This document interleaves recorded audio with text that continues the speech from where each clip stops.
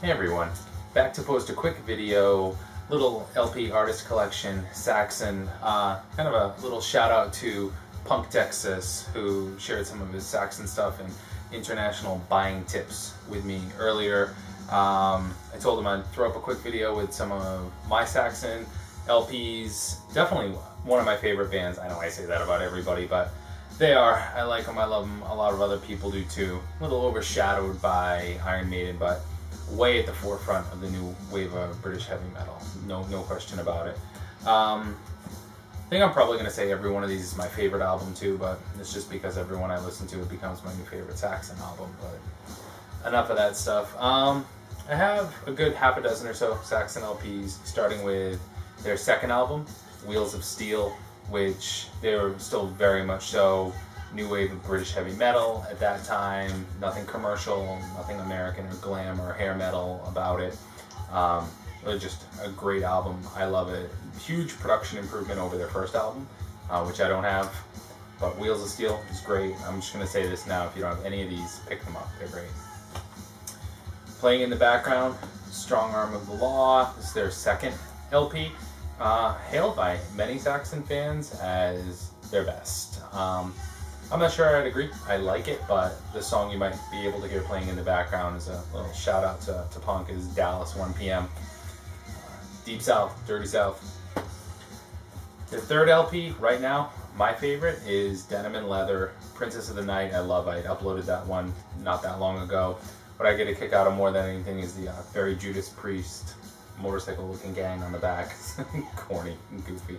This guy over here, I don't know if I'm pointing to him or not, but this pretty sharp looking dude. I see him riding down the street in a bike in London. I head the other direction. Great LP. Buy it. Sound definitely changing quite a bit here. Not really getting more commercial, just still very new wave of British heavy metal. Iron Maiden, Def Leppard, their popularity was soaring at this point, and I think Ozzy opening for them on their European tours at this point. They were that big. Fourth LP, Strong Arm Metal. This is just a compilation put out by their record label at the time, a French record label, Crusader. I'm sure I'm pronouncing that wrong. I tried to put a little French at the end of it, but I'm sure it was terrible. Just a quick collection of songs. If you like the first three albums, dig those. You can't go wrong listening to this. It kind of just culls together 10 of the greatest songs from those first three. Still riding high on their wave at the time.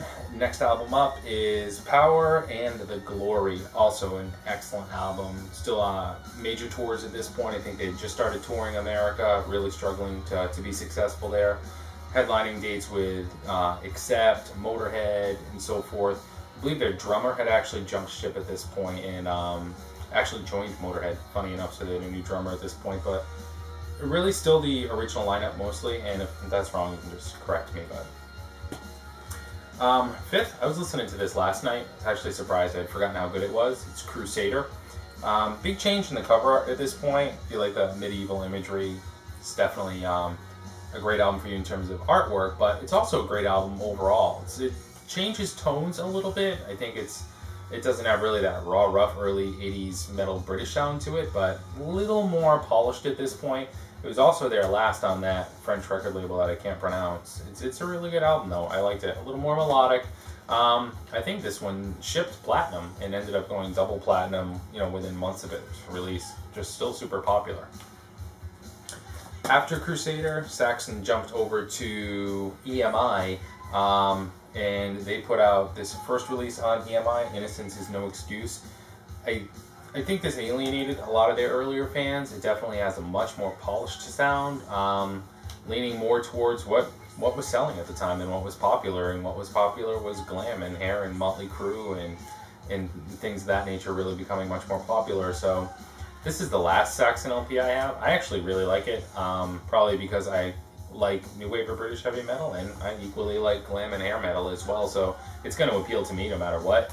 But it loses that rough, raw, early Judas Priest, Iron Maiden edge to it. But even those bands evolved with their sounds and still found success. Unfortunately, Saxon's mainstream success after this really deteriorated. Which doesn't mean they didn't continue recording and putting out a string of fantastic albums, CDs, LPs, whatever, because they truly did. Even to this day, you know, they just put out a couple new releases, Into the Labyrinth, and I believe they have one coming out or just came out this year, which should be great as well. I think Punk had Into the Labyrinth, which is fantastic LP. But, you know, they're still ongoing, still a great band, always have been a great band, and that's my Saxon collection. Hope you enjoyed it.